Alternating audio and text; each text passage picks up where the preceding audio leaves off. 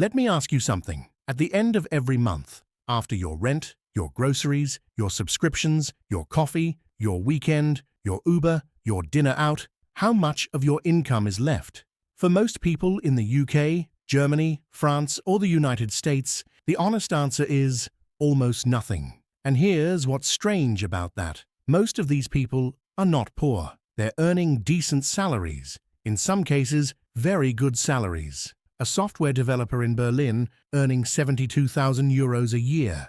A nurse in Chicago making $68,000. A marketing manager in London on £55,000. These are not people who are struggling to survive, but they are also not building wealth because they're doing something almost everyone does and almost no one questions. They earn, they spend, and then they save whatever's left, and whatever's left is usually very close to zero. This video is about fixing that at the system level, not through discipline, not through motivation, not through a budget spreadsheet you'll abandon in 3 weeks, through automation. The goal is simple: build a financial system that works even when you don't think about it. Let me introduce you to someone. Her name is Sophie. She's 28, she lives in Amsterdam, works in digital marketing, earns €3,400 a month after tax. By any reasonable measure, Sophie is doing fine.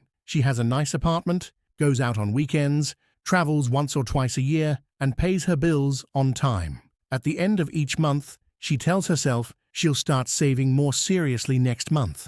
Next month never looks different from this one.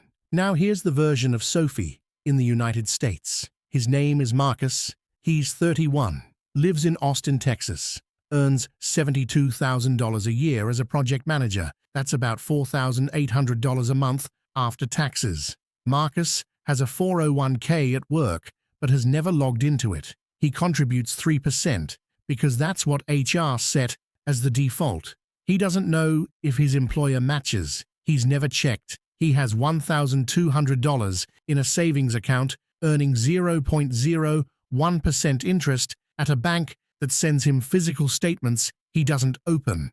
Sophie and Marcus are not irresponsible people.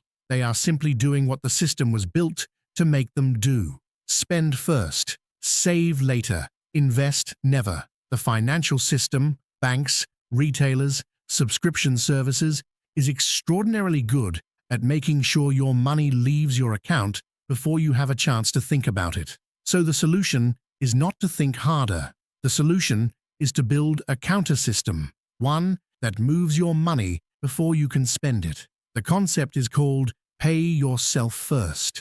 It was popularized by George Clason in his 1926 book, The Richest Man in Babylon, and it remains one of the most practical ideas in personal finance.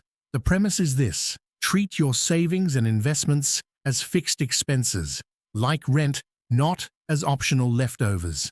When your salary arrives, money moves into your investment and savings accounts automatically, immediately, before you see it, before you can spend it.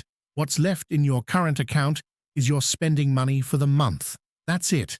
That's the whole idea. Simple to understand. Almost no one does it properly, because doing it properly requires one thing most people avoid: deciding in advance exactly how much of your income you will keep. Not save when possible. Keep every single month, automatically. Now let's talk about the actual structure, the automation stack. Layer 1, your income account. This is where your salary lands. It is not where you live. Think of it as a distribution hub. Money comes in, and within 24 to 48 hours, automated transfers send portions of it to 3 separate destinations. You do not manually move anything. You set it up once. The bank does it for you every month on payday. Layer 2, investment account. This is the most important transfer, and it goes first. For Sophie in Amsterdam, this might be a brokerage account holding a global index ETF. For Marcus in Austin, this is his 401k contribution plus, ideally a Roth IRA on top. The number you're aiming for is somewhere between 15% and 25% of your take-home pay.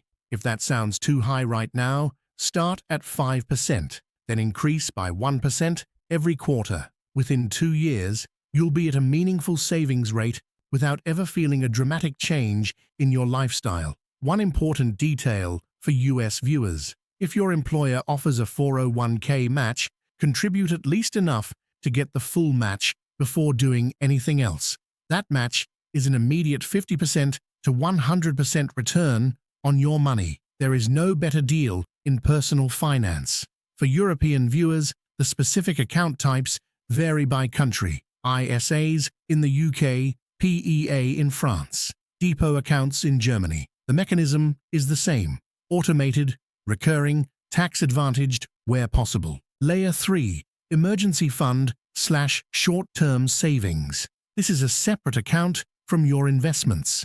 It is not for investing, it is for stability. The target is 3 to 6 months of essential expenses held in a high-yield savings account. As of 2026, high-yield accounts in the US are paying between 4% and 5%. In Europe, rates vary, but money market funds and certain savings products offer comparable returns. Once your emergency fund is fully funded, redirect this transfer to your investment account and increase that allocation. Layer 4, spending account. This is what's left after layers 2 and 3 have been funded. This is your actual spending money: groceries, rent, transport, going out, streaming services, everything. The psychological shift here is significant. When you look at your spending account, you're not looking at your full salary and deciding how much to save. You're looking at your spending allowance. The saving has already happened. You've already paid yourself.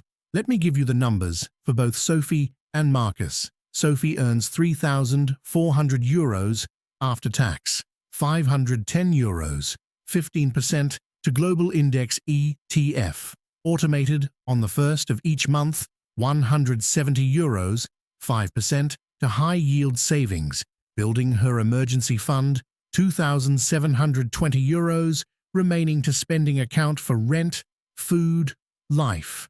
Marcus earns $4,800 after tax, 6% to 401k to capture full employer match. That's $288 plus roughly $144 in match.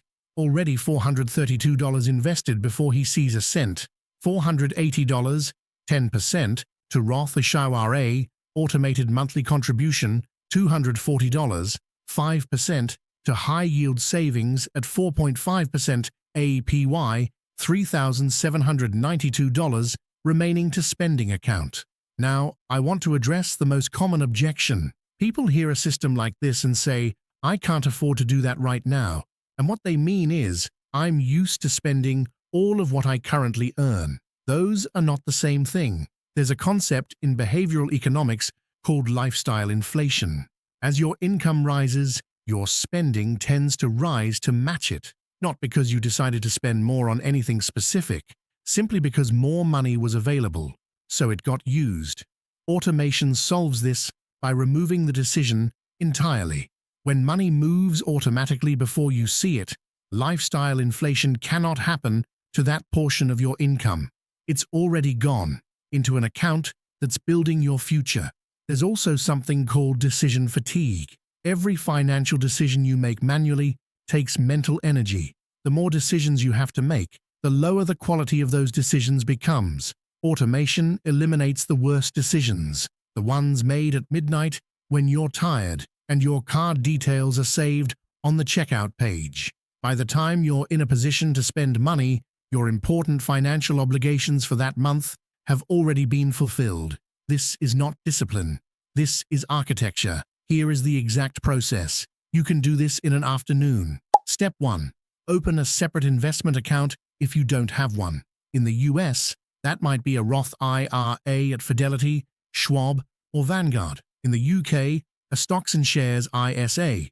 In Germany, a depot at a low-cost broker. Fund it with an index fund or ETF tracking a broad market index. Step 2. Open a high-yield savings account separate from your current account. Do not use the same bank. Keeping it slightly inconvenient to access means you're less likely to dip into it. Step 3. Set up automatic transfers from your current account to each destination. scheduled for the same day your salary arrives or the day after to allow for processing. Step 4. Do not look at the investment account every day. Set a calendar reminder to review it quarterly. Looking more frequently leads to emotional reactions to short-term market movements, which leads to poor decisions. Step 5. Every time you receive a raise or a bonus, allocate at least 50% of the increase to your automated investment transfer before it touches your spending account. You were living without that money before the raise. You can continue to. That is the full system. Open accounts. Set transfers. Do not interfere. I want to leave you with one number. If Sophie invests €510 per month starting today in a global index ETF with a historical average return of around 7% annually, adjusted for inflation, in 10 years, she has approximately €87,000. In 20 years, approximately €260,000. In 30 years, approximately €580,000. From €510 a month. From 15% of her income. Automated. Not thought about. Just running in the background every month while she lives her life. That is what the system produces. Not through luck. Not through investment skill. Through consistent, boring, automated execution. The wealthy don't manage their money every day. They build systems and let those systems work. You can build the same system. This week, with whatever income you currently have. Start smaller than you think you should. The habit matters more than the amount. Then increase it. Slowly. Consistently. That's the video. If you're in the US and want a breakdown of how to set up a Roth IRA, step by step, I've linked a guide in the description. Same for ISA setup in the UK and ETF selection in Europe. Subscribe if you want more content like this. I'll see you in the next one.